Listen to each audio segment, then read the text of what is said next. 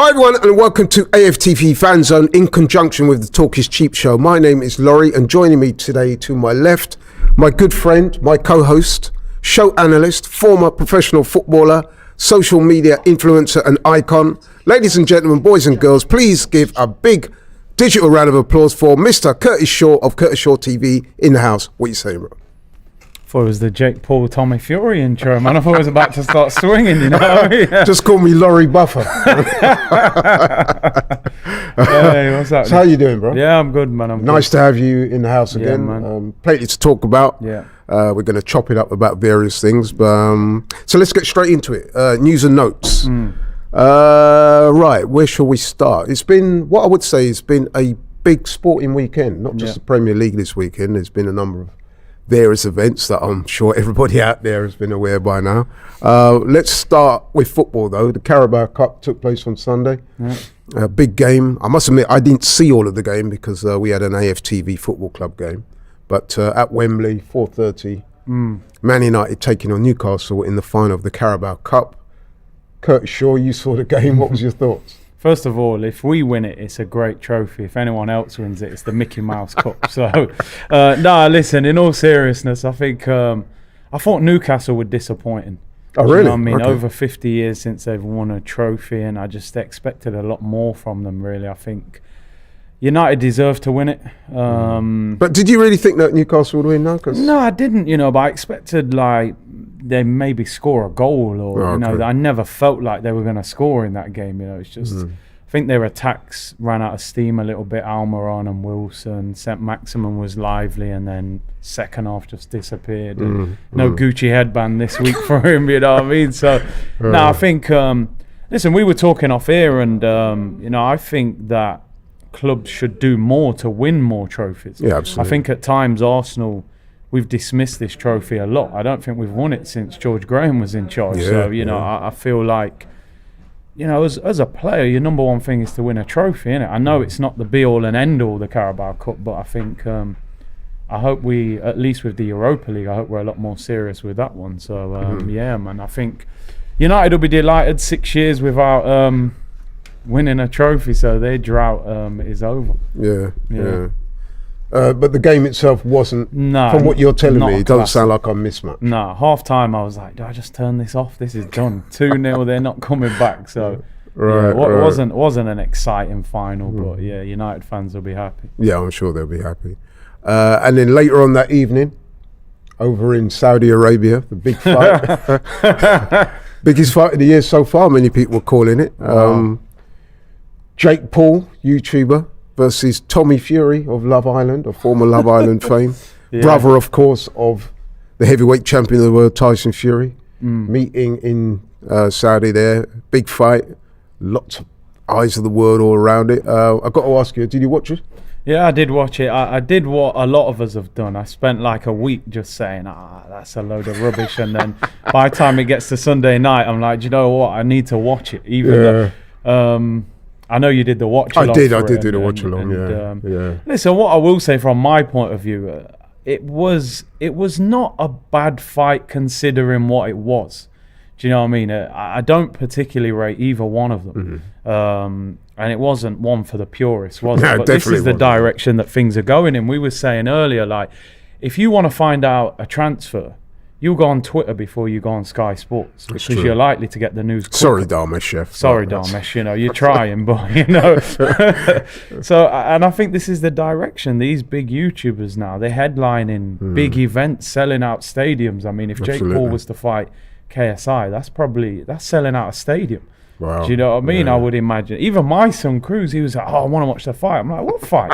It's like Jake Paul, man. I want to see Logan Paul's there with Prime and all that. I'm like, the marketing behind it is top quality. I can't lie. No, you're so right. The social media phenomenon is not to be underestimated. And you're right. We covered the fight yesterday on DR Sports. Yeah. It's myself, Robbie, Nick, and Kane. And gotta say, man, it did great numbers. There's a lot of interest around it. And I must admit, initially, when I first started to hear about this Misfits boxing and the social media stuff, I was a little bit dismissive, I think is the word to use, at first.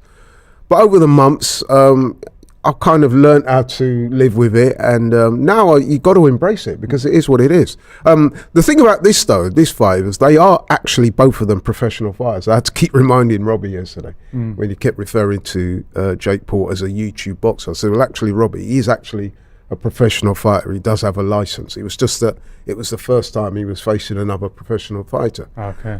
So that was the backdrop. I mean, listen, the fight wasn't, as you said, it wasn't one for the purists.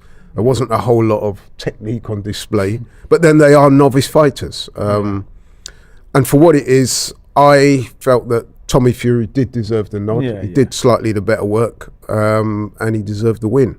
What did you make of his Rocky Balboa impression at the end of the fight? I'm always going to say, Adrian! Well, that was interesting because in the lead up to the fight, he'd said on a number of occasions that he was going to knock Jake Paul out, and when he does win, he's not going to celebrate because, let's face it, I'll just be up against a YouTube boxer. Anyway. Yeah. But as you saw yesterday, when he won, he jumped up on the turnbuckle and celebrated like he'd won the heavyweight championship of the world. In fact, he probably celebrated that win more than Tyson Fury did when he knocked out Deontay Wilder. But hey, I guess he was under a lot of pressure. He had a lot to lose yesterday. He came through and he won. So, okay, well, that's it for our news and notes. Moving on then, let's talk about Arsenal's last game. Arsenal's last game took place at the weekend against Leicester, an away trip. Some of us were thinking that this could be a very difficult game. It had the hallmarks of a difficult game, but I must say that when the team sheet came out an hour before and I saw that there was no Maddison in Leicester's lineup or Tielemans, I must admit, I started to think that we might be all right. And I've got to say, mate, so it proved. I mean, you used the phrase earlier about not laying a glove on people, but I don't think Leicester did they? Nah, this was probably the easiest 1-0 victory away from home I've ever seen, man. I don't know if Leicester were caught up on what happened against Man United.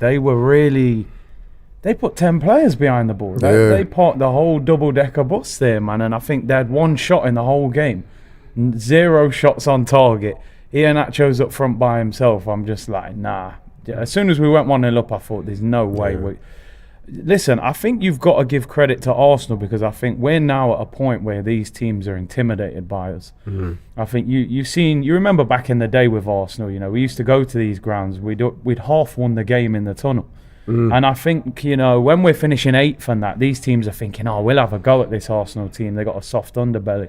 I think now these teams are scared of us because I've never seen Leicester play like that against us at home. Like that was a strange performance from them. And I think we thoroughly deserved the win. And I had to look at the caption halfway through and think, is it Leicester or is it Gillingham? Because seriously, I mean, if ever a 1-0 scoreline flattered a team, it's got to be Leicester. Because seriously, I was waiting for something. You know what I mean? I was thinking this is going to be a difficult game. And they were just passive. I want to shout out Youri Tielemans. Came on within 2 minutes, rolling around injured.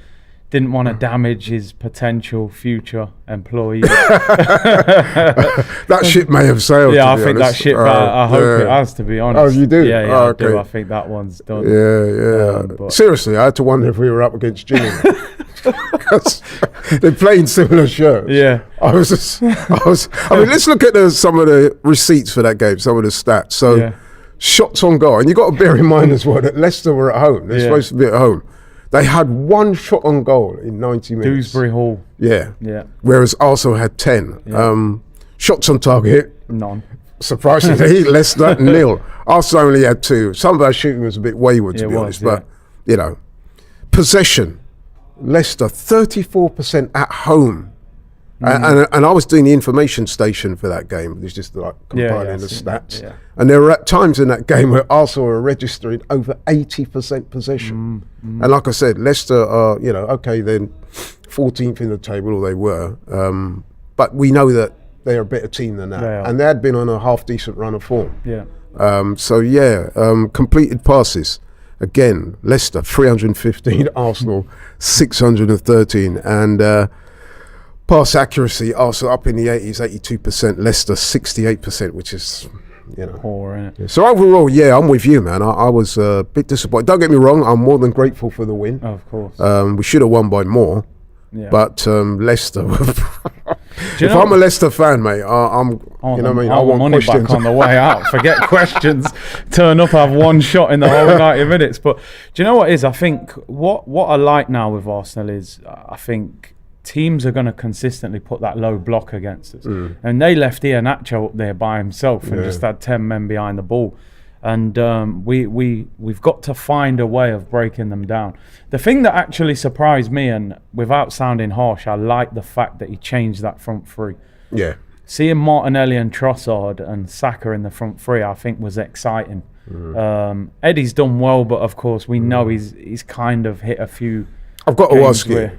Was Eddie rested or was he dropped? No, I think it's the same thing, really, isn't it? You know, I mean, a manager will always say to you, "No, don't worry, I'm just giving you a rest." But ultimately, he's not going to be happy to be on the bench. Trossard's got a great assist in that game, a little nutmeg assist. Could have had one of the best goals this season if it wasn't for the foul on the goal. Yeah, let's talk about that. Because I was going to mention that, but you've come on to it. You've segued onto that nicely. For me, that's a ridiculous decision. Yeah.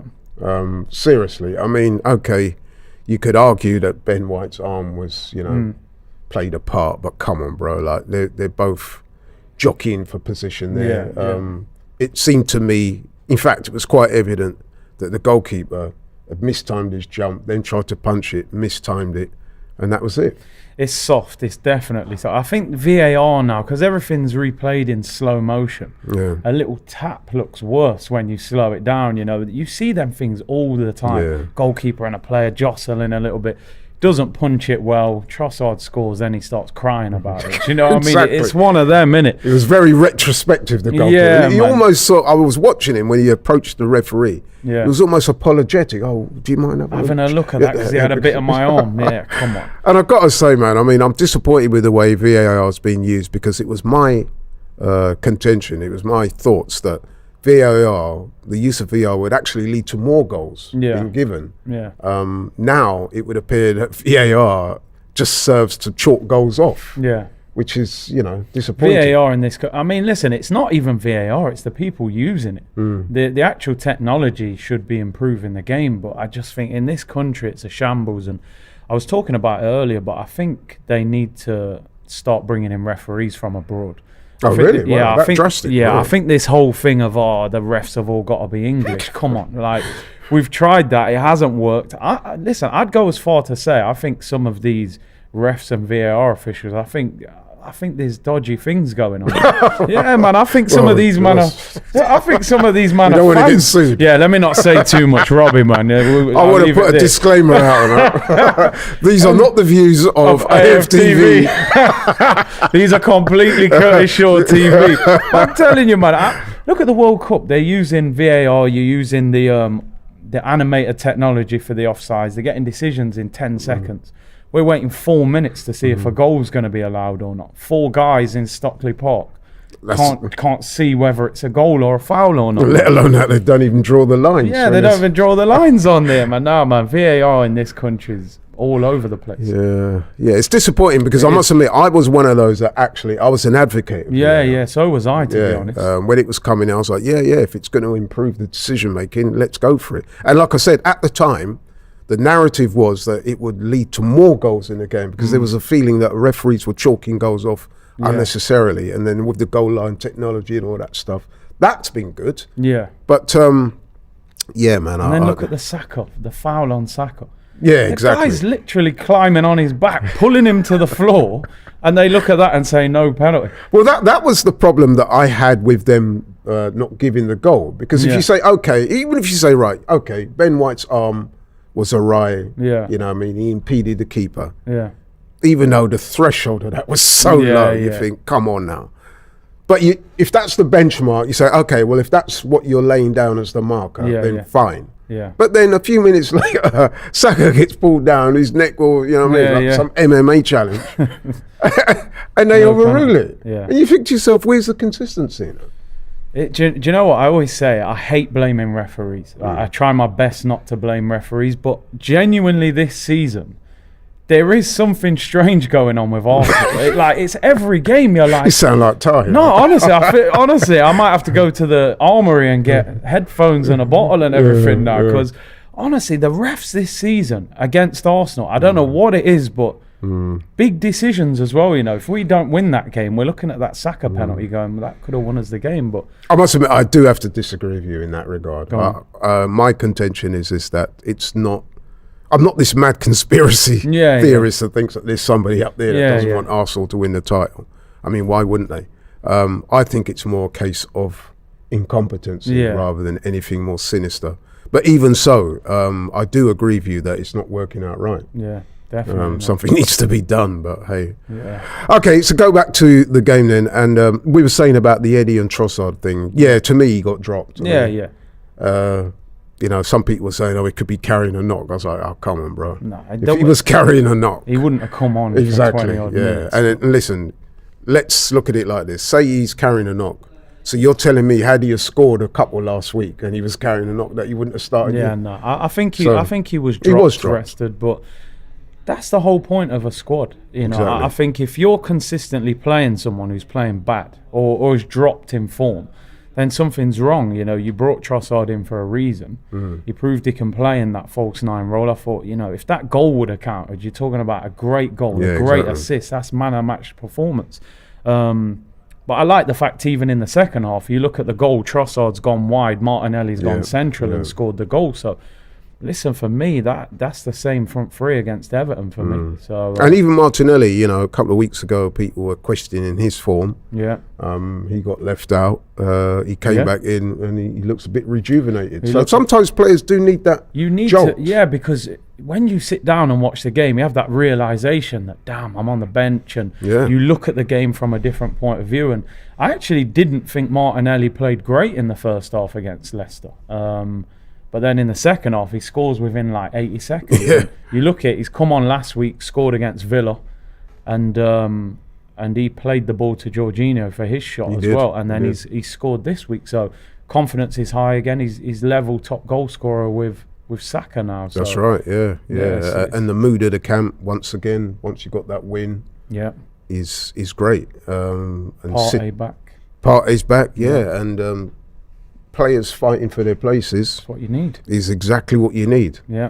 I made a comment on the show last week, and it's funny. Some guy put in the comments, I was referring to maybe we should go for Ivan Toney or Vlahovic, and this guy was saying, yeah, but we've got Jesus. We can't have a striker. I'm like, the best teams, the most successful teams, you don't just hand that striker's spot to one striker with no competition. You need two quality players fighting for each spot if possible. And you look at clubs around Europe and the players. Look at Man City. They've got Haaland. They've got Alvarez on the bench who just won the World Cup. So that's, if we want to reach those levels, you need to have two quality players. Yeah, competition for places is vital if you're going to succeed at the top level. So as we were saying, people, a 1-0 win, like I said before, I think that 1-0 win flattered Leicester because they never were really in it. They had a decent chance at the end of the game there. And when Vardy came on, he did run around. But it's not the Vardy that we're used to seeing. I remember the Vardy back in the day was a bit of a nemesis. Terrorised us for a while. Yeah, even when he came on, I never looked at him and thought, oh, gosh, got to watch out here. We get through that. City, as was expected, they pumped Bournemouth. You know what I mean? So, but we still got that advantage. Yeah, listen, obviously we got the game in hand on Wednesday, and City's next two league games, Newcastle at home, Crystal Palace away. So, a little bit tricky there. Yeah, it could be. And listen, these two games we got this week, obviously we're going to talk about them, but I'm expecting nothing but 6 points, and I'm expecting some goals as well. Okay, so let's talk about it then. Ops of the week. We'll talk about the Everton game. I think that's one's worth talking about. Of course, we played Everton 3 weeks ago, and they beat us, in which a number of people, yourself included, termed that as Arsenal's worst display of the season. I would say so. So now we're back on a little run of form again. We would expect to put matters right. So I'm calling this revenge. It's got to be. So it's repeat or revenge. Yeah. And I'm going for revenge. So that's the title of the show, people. If you've got any thoughts on that, give us a call. Let us know what you think. But yeah, we need to get revenge over Everton. It's a very winnable game, I would suggest. And so yeah, it's out there. Let us know what you think. Yeah. Can we get revenge? Yeah. Have we got any callers? Who? Nana? Hello? Hey. Yeah, what's happening? How you doing, bro? Good. Where are you calling from? Pretty good, you guys. I'm calling from Ottawa, Canada. Oh, wow. We get a lot of callers from Canada, man. Big yeah. up the Canadian Massive. Yeah. We love your show. Excellent show. Thank you, bro. Big up Thanks. to you guys. Yeah. Right, so what would you like to say, Nana, about the game? Or we were titled this show Repeat or Revenge because we're saying that Everton coming to the Emirates on Wednesday. We need to get revenge for what happened for us was it 3 weeks ago? Yeah. Yeah, so yeah, what's your thoughts on that? I'm thinking we need to be merciless. On these guys because they really put they kind of dinged our armor a while back, and we need to come back stronger to actually prove to everyone that we are in this to win it. You know. Yeah. I do have some thoughts on. I remember Curtis was asking whether Eddie Nketiah was dropped or was rested. I'd rather say he was dressed. Both of them. I like that one. Yeah, a bit of both, man. Yeah, mix them up. A little bit of both. And I also like to say that fine. We all know Eddie has been putting in the effort. He scored a few goals, but he doesn't bring to the team what Jesus does. Even if Jesus is not scoring, we know he's been a nuisance to the defense of the opponent. He's everywhere, creating fouls and all of that. But for Eddie, if he's not scoring, what is he doing? You guys are the experts. Maybe you can tell me. Well, I'll let Curtis on. Listen, it's hard, isn't it? Because Eddie, he hasn't had a lot of first team experience, so he's still kind of finding his feet. But listen, I agree with you. I think there's been games this season Jesus hasn't scored, and you've still come away from it going, he was brilliant. Where, like you've said, with Eddie, it's like, if he hasn't scored, you're a bit like, I never question his work rate. He works his socks off. But at this level, you've got to have more than just a goal. I know I say just a goal, but, in those games where you don't score, I think you can see that Martinelli's performances have dipped since Jesus has come out. And I think those two had a very good partnership. So I'll tell you what I found was quite telling, actually, and I'm going to say this, and this is no disrespect to Eddie, is that when you saw, even though it was disallowed, when you saw the way Trossard took that goal, I'm sitting there thinking to myself, had that a ball come out to Eddie, would he have had that same inclination to shoot? And even if he did, would he have had the same unerring accuracy and aplomb that Trossard had? And I've got to say, I don't think he would. And listen, I'm trying hard not to disrespect Eddie because I like the guy. I'm an advocate of his.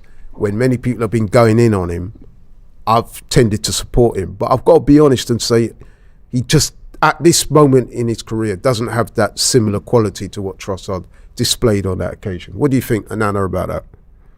I 100% agree with you. And taking us back, I know this is a topic that some people don't want to discuss. Talking about playing time, back in the day that Eddie was given ahead of, let's say, someone like Pepe.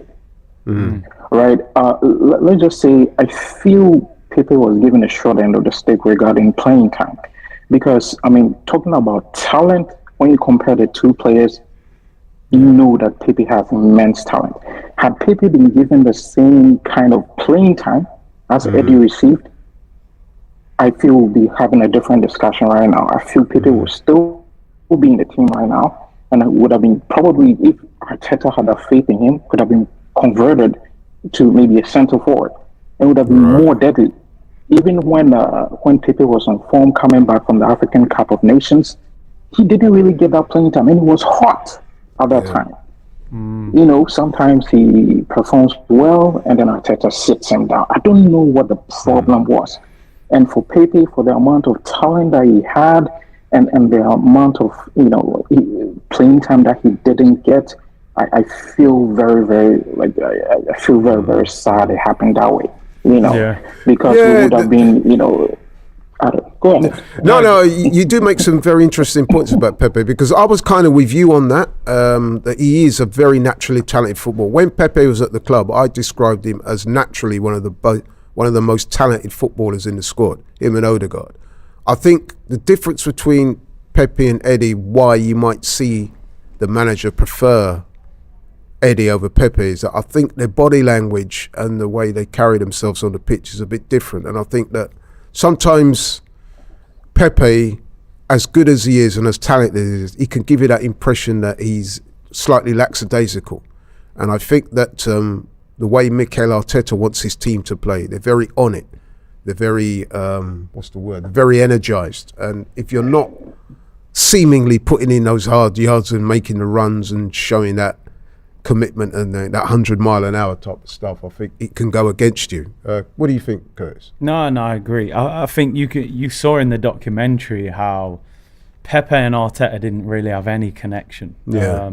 And you can see that the players that he's fallen out with, the Aubameyangs and them, the more laid-back characters, should we say? He's always referring to how well Eddie trains, how well Xhaka trains, how well El Neni trains. Yeah. They strike you as them guys that every day they leave everything on the training ground, where I think sometimes more naturally talented players, you're a little bit more laid back because you've got that talent. Exactly. And I just think, but I agree with you though. I was surprised that Arteta didn't give Pepe more opportunities, because if I was the owner, I would have said, well, this guy has got a mad talent. We paid 72 million for him. Why are we not seeing if we can get more out of him? But we always spoke about the time when he got sent off against Leeds. You could tell the body language of Arteta. It was different to when Xhaka had been sent off when he was defending him. So I just think Pepe and Arteta just don't mix as characters. Yeah, I think it's water and oil.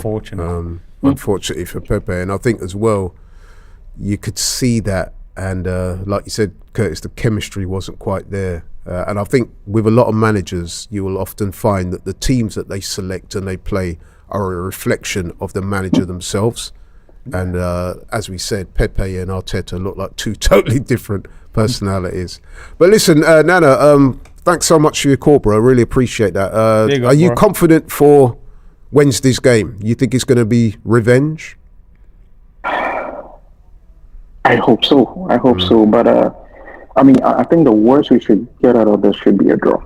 Yeah. The worst. I'm happy not for a bit more than that. 100% confident that we can win, but at least, very least, it should be a draw. Okay, thank you very much, bro. Appreciate it. Call. You must call back again sometime. Thank you. Definitely. Yeah. Thank you. Okay. Bye. Yeah, I must admit, bro, I'd be disappointed with a draw. Oh, no, we can't be drawing. That's got to be smoke. Yeah, we got to smoke them out. Yeah, we got to be rolling. Just before we move on to the next call, we got a super chat here from E. Ross. He's saying Laurie capping with Gillingham, which was a nod to what I was referring to earlier when, like I said, I had to look twice at the screen to see if it was Leicester or Gillingham, because I I don't mean no disrespect to either Leicester or Gillingham, but hey, I think you know what I'm talking about. But, so our next call is Daniel. Hey. Yo, bro, big up. Big up, Curtis. Big up, Laurie. How you doing, bro? I must say, I like the artwork there, man. Behind you there. Thank you very much. Yeah. Thanks. Looks good, yeah. Okay, so what do you want to talk about? We were talking today about the game coming up on Wednesday, and we're saying it's got to be revenge. I don't know if you've got any thoughts on that, or if there's anything else you want to talk about. Hit us with it. Yeah, the game has a revenge written all over it. Yes. Kind of, how Mikel Arteta tends to pick up the players for games after losing or after getting a bad result. They tend to step up and write off the wrong they did in the first match. Yeah. But for me, I see a spanking coming for Everton, like last season. So I'm not expecting anything less than a 3-point and a 5-0 win. 5-0. 5-0. I hope you're right. That would be good if we could get 5. Yeah. But it's interesting because we played them 3 weeks ago, and we was expecting a hard game. On that particular occasion, Sean Dyche had been just been appointed days before the game. So we was expecting Everton to have that new manager bounce, which they did. But the manner of the defeat was what got a lot of people talking, because some people, some of them not too far away from here, was suggesting that it was a kind of hark back to the old days where Arsenal go away from home and they get physically manhandled and bullied. A lot of people said that, so that was why that was so disappointing. This week, of course, is very different. We're at home. We're on a good little run of form now. And we're expected to win. Everton played at the weekend and they were beaten handily at home by Aston Villa. Some of the fans started booing, apparently. So they're not in the greatest of places. So it should be a different game. What do you reckon? It should be a different game, but I don't want Arsenal to get emotionally involved in this game. I want them to just keep calm and play the game, because putting talents on show, Arsenal have a better players than Everton. And Everton will be missing Kevin Laurie for this game. So definitely I'm seeing us winning this game, but I don't want us to involve ourselves emotionally in this game. Because when you try to put emotional aspect into the game, you tend to play like a kind of football back and front, like the game we played against Aston Villa. Then the last time we talked, Laurie, you were saying if the game between Aston Villa was the game we look up to and say, yes, this is where we won the league. And I said, we have a lot of game to come. This game against Everton, for me, is the game. If we get the 3 points against Everton, I will say, yes, this is where we won the league. That's for me. Wow, yeah. It's interesting. I think you make a great point about emotion, though, because I would imagine Mopé will play up front. And he's like he's the pantomime villain of Arsenal, isn't he? He's going to try and wind us up. The fans are going to boo him. But we need to turn that pressure around and put it back on them, because they're in a real relegation dogfight at the moment. I think if we can score early, we can really take it to them, with the fans behind us, 2 home games in the week. I just wanted to ask you, though, why do you think this is the game that would be the title winner? Because I think most Arsenal fans would look at this game and say, we should win that, rather than maybe like Man City away or Liverpool. I would have thought maybe would be the games you would think that. Because this game gives us that 5-point buffer over Manchester City, which we had before going to the World Cup, and to play, I think, about 8 games after the World Cup, and we still 5 points ahead of Manchester City and the return of Gabriel Jesus. I think that's, for me, is where I think this game is a game. Yeah. Interesting. Points gap is I mean, let's be honest. When we play Everton on Wednesday, their tactics are not going to change from the first time we played them, is it? It's going to be the same thing. Low block, plenty of passion, energy, commitment. They're going to be throwing themselves into the tackles. But at least we kind of know what to expect. So, I think at home it's a different game. Goodison Park is a great atmosphere. The fans will be at Sean Dyche's first game, wasn't it? Yeah. And they really bullied us in that midfield. I think Partey should be fit now. Jorginho's settled in. Trossard's there. I just think at home, I'm confident against most teams at home. I just don't think they'll be able to live with us at the Emirates. I think we'll be too much for them. Curtis, will you start Partey over Jorginho?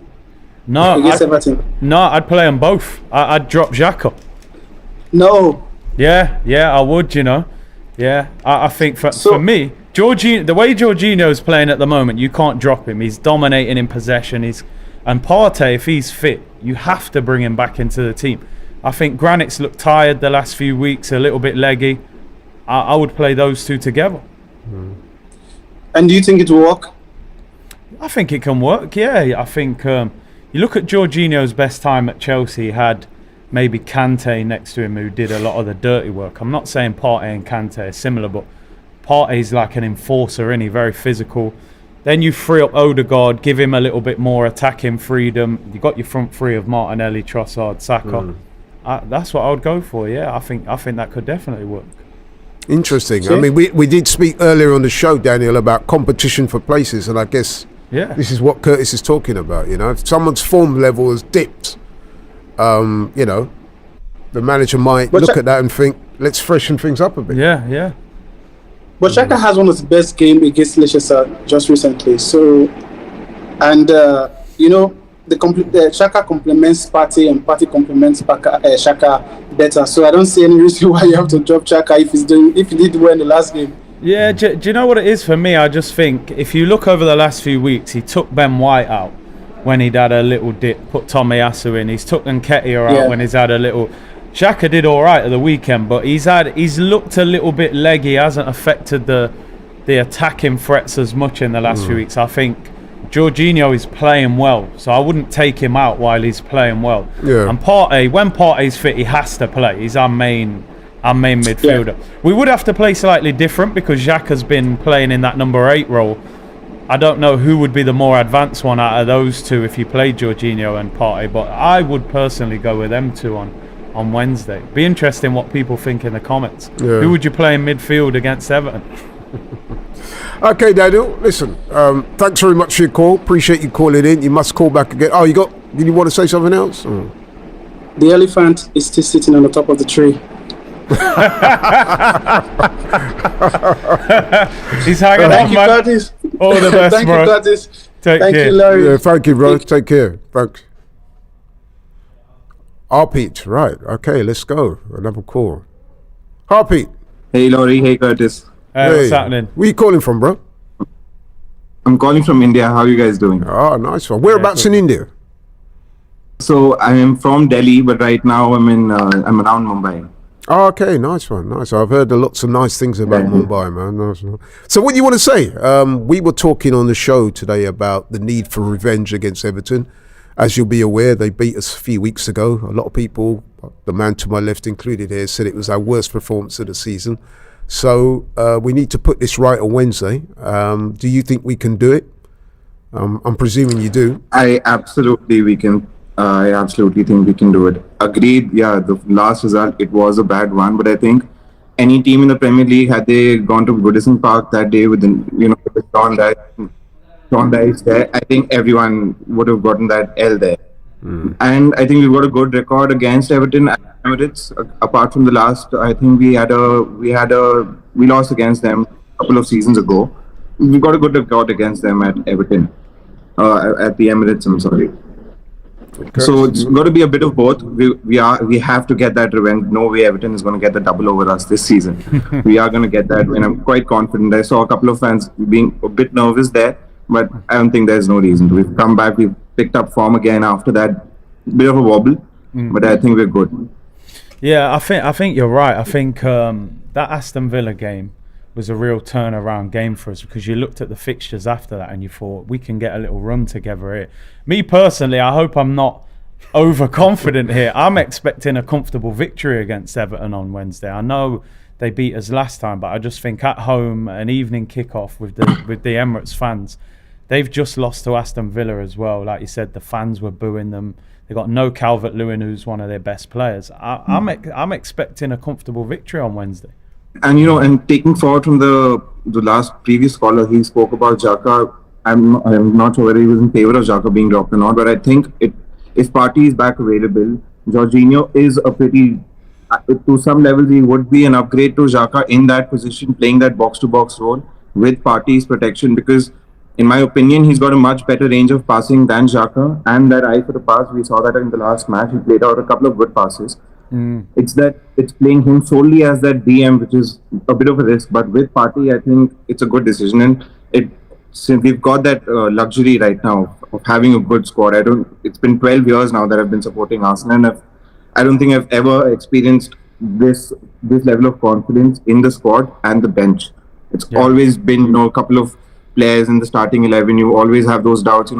They might make those mistakes which will go on to cost us those precious points. But now I'm very confident in the squad, even in the players that come in. So you make some excellent points there. The one thing I would say about the Jorginho versus Xhaka and so forth is that Everton, certainly the last time we played them, their midfield on that day, Onana and Doucouré and those guys, they were quite physical and athletic. They did get around the pitch a lot.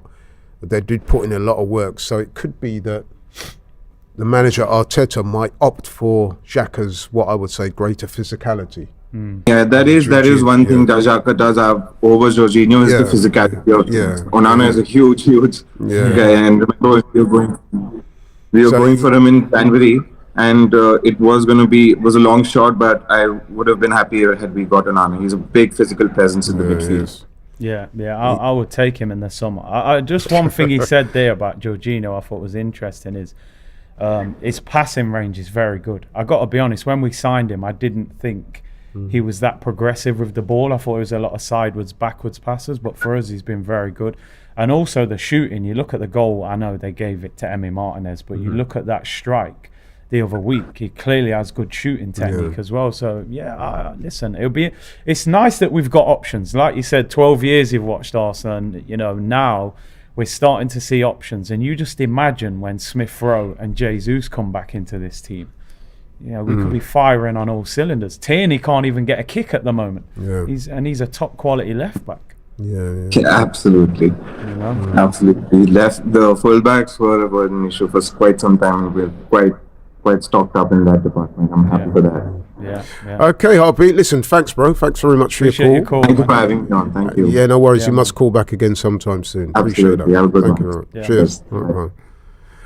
Just before we move on to another caller, we've got a super chat here from Anajit. He says, Everton is the game, especially if they can counter the physicality. Onana needs to be neutralised. Something we were just talking about. But in that corresponding game a few weeks ago, he had a really good game. He was in beast mode, he was.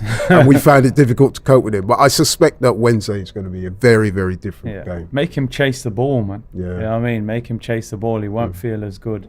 Yeah, and we're getting them at a good time, because apparently they weren't very good. No. At home on Saturday, and from what I understand, so some of the fans made their presence felt. That new manager bounce, man, it don't last that long, does it? Sometimes, listen, the Premier League is a very unforgiving place, as we all know. So you can be a hero one week and villains the next. Exactly. But we'll see what happens. Elliot up next. Hey, come on, here he is. I think he's one of Curtis's favourite callers. Look at this guy. Look at him, he's in new merch as well. Next day delivery. It's a C unit in the building. Hey. You know what I'm saying? Calling from the 6th. Yes, indeed. After 3-point collecting, I love being with you guys. I love the show. I love you guys. And glad to be back. How's everybody doing? Good, man. Good, man. Top of the league feeling, bro. It's good, isn't it? It is that top of the league feeling. And Curtis, I did get your merch reference this morning. Yeah. And I must say that I'm on speed dial with the Armory to make sure that I have the latest in style and profile. The latest swag in the 6th. Indeed, I have to have the latest swag. You know me already. I'm Mr. Latest Swag. I'm Ty's cousin from Canada here, so you know what I mean. Merch Monday, man. Merch Monday. Merch Monday. So tell us about this game on Wednesday. Then, do you think, like we do, that this has to be about revenge? Because let's be honest, man, they did knock us about a bit a few weeks ago. So we got to use that as fuel, motivate ourselves. I mean, one of our previous callers, I think it was Daniel, was saying that we need to take the emotion out of the game, and I'm not so sure. I think maybe Arteta possibly needs to fire the players up a little bit and say, listen, man, these guys ran you ragged a few weeks ago. Now it's our turn. Let's get out there and get after them. What do you think? Well, as long as we get 3 points in the interim, that's all that. Look, I'm trying to angle myself into the camera. Here we go. So as long as we get ourselves into with the 3 points, then fire away. You know what I mean? We need to make sure that we get that. That's the main thing. The main thing is getting the 3 points out of the building, and especially with these next 5 matches on the way. When we have Bournemouth, I think we have Leeds, I think we have Crystal Palace, and who was the other one? We got Bournemouth coming up. Did you mention them? Did you mention Bournemouth? Yeah, Bournemouth, Leeds, Crystal Palace, Fulham, and Fulham. Fulham away. Yeah. There you go. So we have to get maximum points out of those things, because again, April is nasty. Yeah, April is real nasty, and that's where the title will be decided. And I think we need to overcome this hurdle. So fire away if we need to get ourselves ready and available for this match, because it's going to be needed. We need the 3 points on Sunday, and we don't have that that rugby pitch that they have at Goodison Park there to deal with this time round. And that is most definitely a good thing. Whilst you're here, I've got to ask you a quick question. So you would have seen by now we had the Europa League draw last week, and we drew Sporting Lisbon, and we covered that here on AFTV. And myself and my brother Robbie got into a bit of a heated discussion, good-natured discussion, but heated all the same. So I was saying that we should go strong in that game. And Robbie saying, no, we can make wholesale changes. It's Sporting Lisbon. We've got Fulham that following Sunday. So we go to Sporting Lisbon on a Thursday, and I think we got Fulham a few days after. So he's saying, no, rest up the players, make a load of changes for Sporting Lisbon and go strong for Lisbon. I'm like, no, let's go strong for Sporting Lisbon and Fulham. I said, if we're going to make changes, 1 or 2 maybe, but not wholesale. What's your thoughts on that? Well, I think we alluded to that.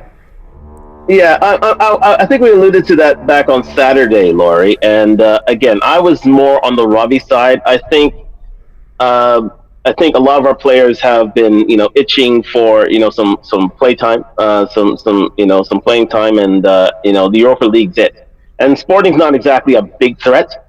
I mean, they're a threat, but they're not exactly a big threat. So I think it's time to see the likes of Kivior, to see the likes of ESR, to see the likes of Trossard. Well, we've seen Trossard, in the main, really. But when Jesus gets back, then his time will be limited. I think we need to see the likes of our second team come out to the fore. You know what I mean? And sure. It's not a dangerous tie. I mean, if things get dangerous, then we can always bring in a strong side. But it's time to put trust in those players and let them believe that they are part of the squad. And there's no better time to get an away win at Sporting, because I think the first leg is in Lisbon. That's right. Yeah. And to have that sort of feather in your cap coming home, and that level of confidence for the rest of the players to carry forward into the year and let them know that, they are indeed an important part of the squad. I think that's necessary right now. It's all about squad building. It's all about, gaining that sort of confidence within all the players, not just the first 11. And I think the perfect opportunity to do that would be at the draw against Sporting Lisbon. Okay. Curtis, you got any thoughts on that? Yeah, I mean, I'm a little bit caught between both. I would play a strong team, but I would also bring a few other players in. I think you can use it as an opportunity to give other players a run. I would play a stronger team in the first leg in the hope that we can beat them and take the pressure off the second leg. Then you can maybe rotate a little bit. I mean, I was happy with Lisbon in the draw. I thought that was one of the better draws. Yes. But we still got to be mindful of the fact they were in the Champions League, and they weren't terrible in that group.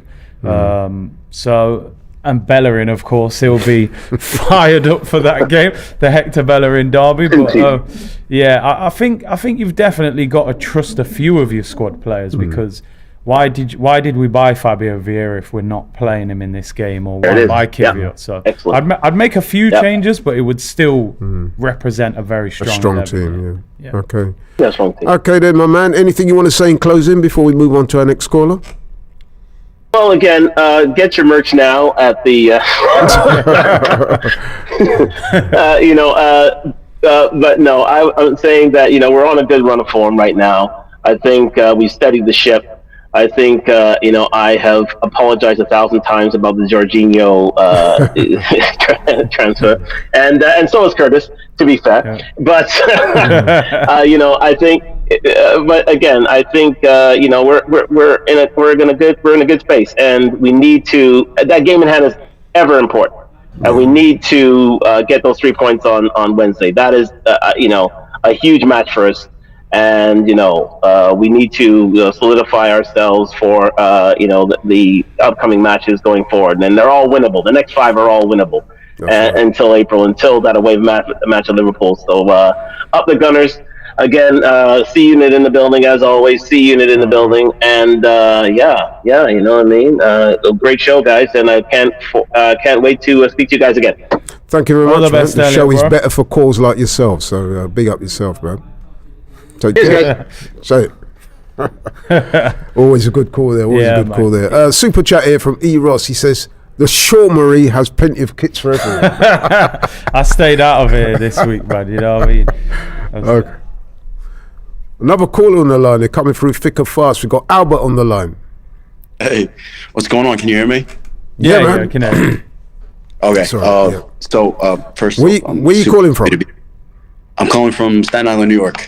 Oh, wow. Big up, bro. Staten Island. That island. Yeah, man. The home of Wu-Tang Clan. One of my favorite. Yeah, I see Method Man at groups. the gym all the time, I swear. Oh, wow. Wow. Yeah. He's Staten Island through and through. Oh, wow. Excellent. Right, okay. So, what do you want to say? I mean, we were discussing on the show today the importance of getting revenge over Everton this Wednesday. Big game at the Emirates. We played them a few weeks ago at their place, Goodison Park, and I've got to admit, they did rough us up a little bit. They beat us. Many people, including the man on my left, described it as possibly our worst performance of the season, but we got the opportunity this Wednesday to put that right. What's your thoughts on that game? I agree. I think Everton played the game of the season. I think they're not going to put up another performance like that again. New manager bounce and whatnot. But I also think that there does need to be a change in our lineup before going into that game. I think Jorginho has obviously earned his place in the 11. And I think we need to see Partey and Jorginho. It kind of reminds me a little bit of what Conte and Jorginho did at Chelsea. Conte would do the dirty work, and Partey was kind of reflecting on that physicality. Obviously, he's bigger than Conte, at the peaks, they go hand in hand. I think Conte and Partey are on the same level when they're at their peaks. But I think physicality in this game is everything. It doesn't matter that we're at the Emirates. I think Dyke is they're either gonna play that same midfield and they're going to try to have a same go at us, or they might even just change up entirely. I know DCL is questionable, and Maupay is going to play mind games on our center backs, and obviously we saw what happened with Zinchenko. They got into a scuffle, and it could have gone worse, and we might have gotten a red card out of it. And these are things that we have to pay a lot of mind to. Good point. So you're presumably with Curtis then, because Curtis is saying that if anyone's going to miss out, Xhaka has to be the man to miss out. So presumably, you agree with Curtis on that, But I also think on top of that, I think Odegaard should kind of maybe take a seat back, or we should see a little more Vieira featured. I think these cameos, and recently the way Arteta's been speaking of Vieira, it seems like he should be featuring more, especially in the Premier League games, not just in Europa. I mean, obviously he's going to play a big role in the Europa League when we have to rotate a lot, but it just makes more sense to see him in these games where he can provide a little more value. And obviously, opponents know Odegaard. They've seen him play, they've analyzed this game. Vieira brings a little bit of surprise factor, and, he has a different chemistry with the front three.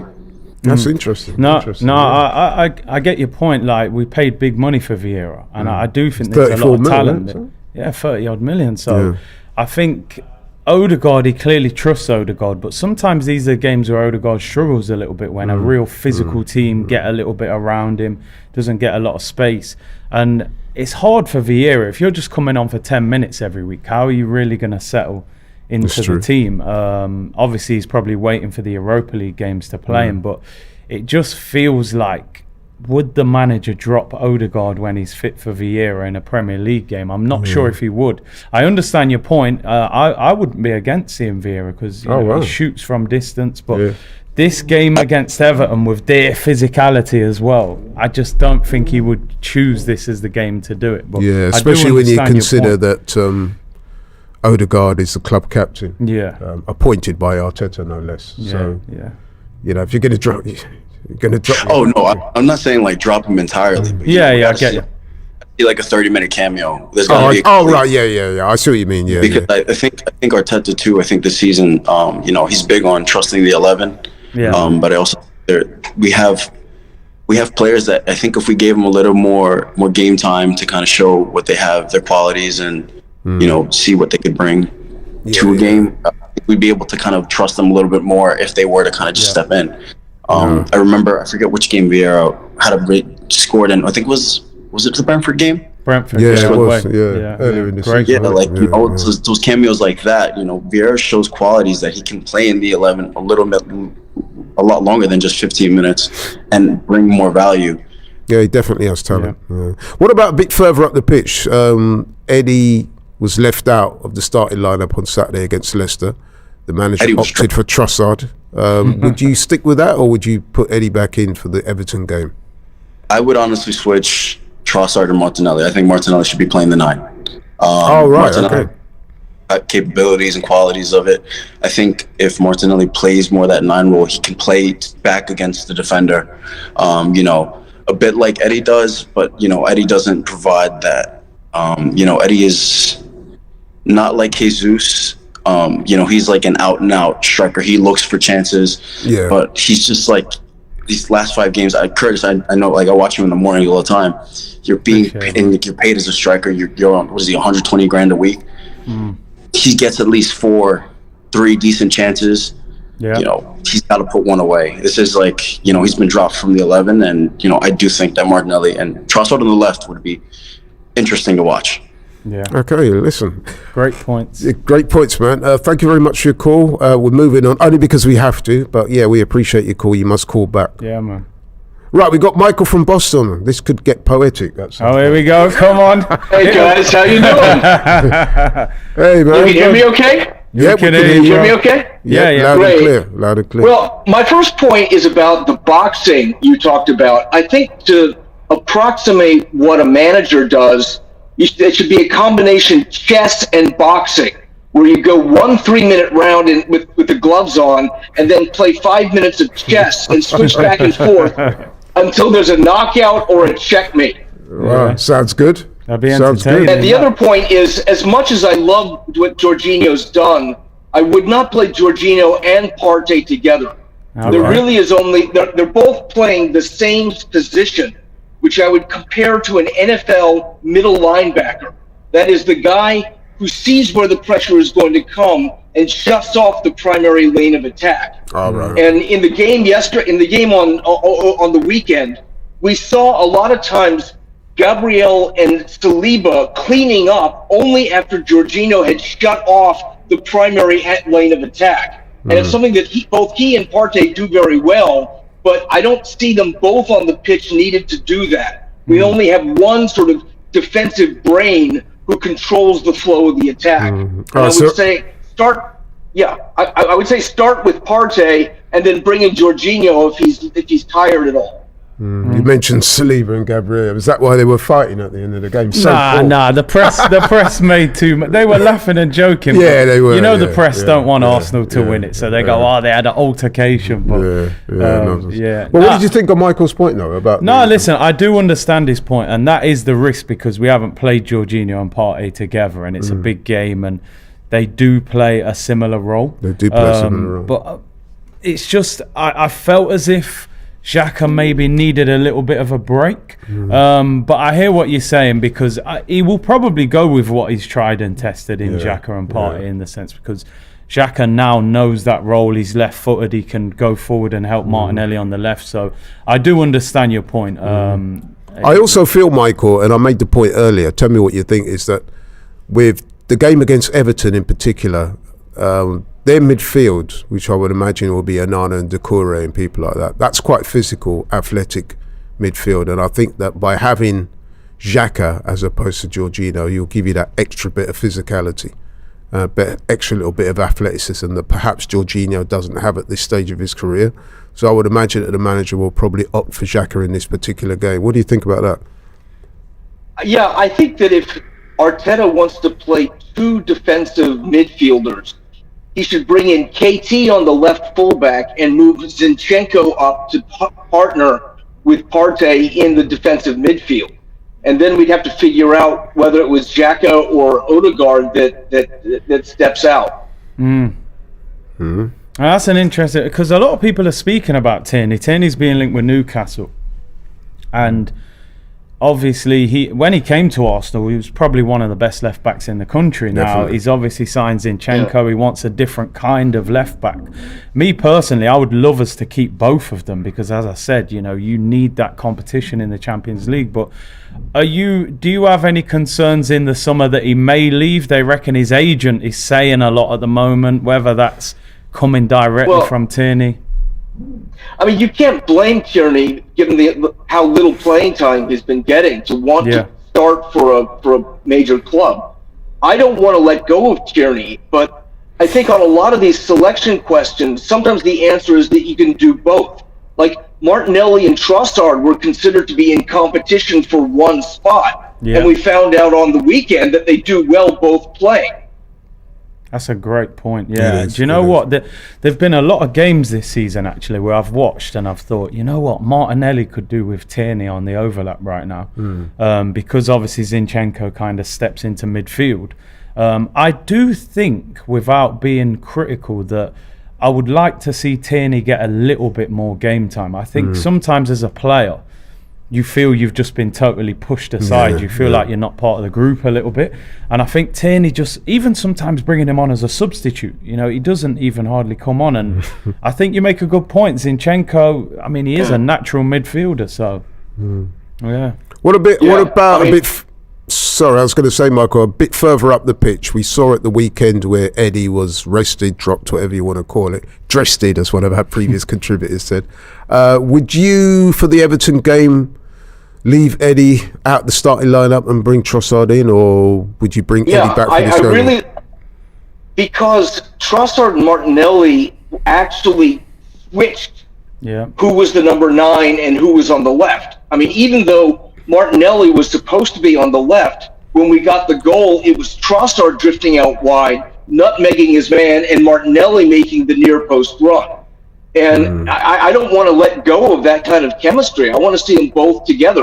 And if that means that Eddie's on the bench, then we just bring in Eddie for the last 30 minutes. Yeah, it's a good option to have. It's a good option. It gives us that fluidity. Like Man City used to play like that, didn't they? People interchanging positions. Very hard to mark as a defender when players are switching. And I love Martinelli in that central role. Yeah, a lot of people. He played off instinct. You could see with the finish. Pace getting just slotted, and Trossard's a very intelligent player as well. So I enjoyed that front three at the weekend. I liked it. So I'll leave you with this, okay? Go on. 'Tis better that the enemy seek us. So shall he waste his means, weary his soldiers, doing himself offense, whilst we, lying still, are full of rest, defense, and nimbleness. Come on, you gunners. Sounds good. Sounds good. Is it a Michael phone call if he doesn't end with some poetry like that? It's legendary. Legendary stuff indeed. Thank you so much, bro. Speak to you soon, hopefully. Yeah, Thank big you. up Michael, man. Yeah, he does make some good points there about the midfield area and the thing with Tierney as well. Yeah. You're right, Tierney. I mean, I remember when Tierney first come to the club, man, he was like the go-to guy, wasn't he? Like he was being considered like a leadership material, captain and all the rest of it. And now that same guy's struggling to get in the team, so much so that people are suggesting that he may leave in the summer. Yeah, being linked with a move to Newcastle, I think. Is that right? Okay. Yeah. But I hope we can keep hold of him. I think the manager needs to speak to him and involve him a little bit more. Europa League's next week. I'm sure he'll start that game at left back. Okay, interesting. Right, I've been told that there's no more callers, so I'm going to wrap up. Big up everyone who called. Yep, man, absolutely. We had some very good calls today, as we always do. Shout out to all the people who called today from all different parts of the world. Yeah, man. Canada, India, New York, you know what I mean? Yeah. Yeah, man, it's great. And they always call in with make some good points, so we're very much appreciative of that. Thanks also to everybody who's submitting the super chats and all the people who submitted comments. Obviously, I can't read out all the comments, but yeah, man, we always appreciate your support. Right, so in closing, bro, we've spoken about the Leicester game. We've spoken about the Everton game coming up. It would appear that you are quite confident, as I am. Yeah. I think that this will be a very different game to the one that took place 3 weeks ago. I think it's important that the manager primes the players. I think he needs to remind them and say, listen, man, few weeks ago, these guys, let's be honest, they roughed you up a little bit. The same thing is not going to happen. tonight. Yeah. Get out there and get off. Show them. Yeah. Yeah, I mean, for me, listen, I'm confident of this game, but also it is a pressure game, as some of the callers were saying. This is the game in hand. Yeah. We can't give Pep Guardiola any leg ups, any incentive to say, go on, overtake us. You know, we need to create that 5-point gap. Hope that Man City maybe even slip up somewhere else, Newcastle and Palace, their next 2 games, and keep putting that pressure on them. We've got, I think, like Elliot was saying, April is the month where you look at the fixtures and you go, you know, I think we've got Liverpool, we got Man City, we play Chelsea. Yeah, so we've got to make the most. This league now is going to be split into 2 sections. There's an international break at the end of March. We've got very winnable games until that point. Yeah. If we can win all those games, have the international break, come back, you hope somewhere Gabriel Jesus, because Arteta's still not really saying when he's going to be available, and you get him back. I know that's a major, and Smith Rowe we haven't had all season. That's true. But it starts with this Everton game, and there is pressure on us, because Sean Dyche will be saying, listen, you beat these the other week, go and do the same thing to them.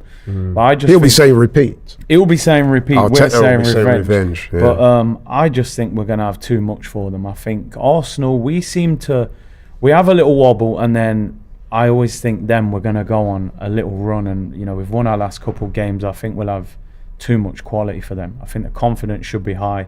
The difference you're going to see with Arsenal now is we're going to start playing 2 games a week in terms of midweek games are going to start hitting us now. European games, this is where fatigue and rotation and travelling, all these things are going to start kicking in. So, but looking at this Everton game, I was going to say 3-0, but I'm going to say 2-0 because I do think they will make life difficult for us. They'll get bodies behind the ball. They'll be direct. I was delighted with the way Saliba and Gabriel played on Saturday, because for a while one of them's had a good game and the other one seems to have a bad game.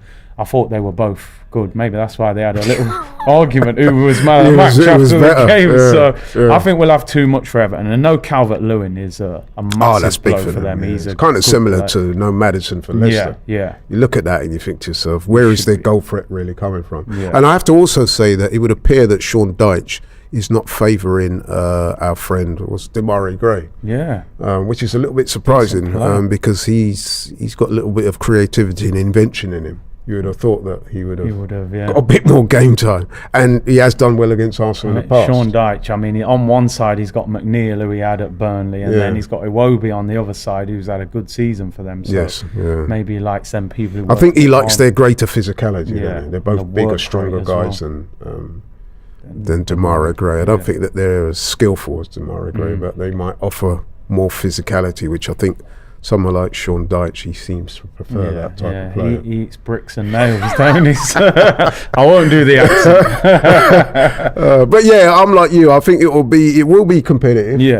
They will set out, 2 backs of 4, low block, and lots of energy and running around. But I do think that Wednesday will be very different from a few weeks ago at their place. I'm predicting a win by a couple of goals. Yeah. Whether it be 2-0 or 3-1 or whatever. Yeah. But I think we'll win fairly comfortably in the end. 14 cup finals, that's what we got. That's what we got, man. I mean, and to go back to a point you raised earlier, this April is going to be a difficult month coming up, some very tough games. But I also think that both teams will drop points here and there. Yeah. But it's important that we've got our noses in front and we keep this momentum Give going. ourselves that breathing space. I think it's ours to lose, bro. I really do. Yeah, of course, we're in the driving seat. And that game against them as well is going to be huge, isn't it? Oh, massive. Go into their place. Jesus should definitely be back by then. Although, will it be the Jesus that hits the floor running, though? This is it. He's been out now for 2 or 3 months. He's going to take a while to get fully fit. Absolutely. We know that the Premier League is very fast-paced, very energetic, very physical. So sometimes when a player's coming back from injury, it does take him a couple of weeks just to hit the strap. So we'll see. Yeah, man. But much to look forward to. Yeah, and, exciting times. Yeah, it's all systems go. Yeah. So listen, guys, thank you very much. Appreciate everybody that called in today, everybody that submitted super chats, everybody that submitted comments. We much appreciate it. Keep the show interactive. We love it. And we'll see you next week. We're out. Take care.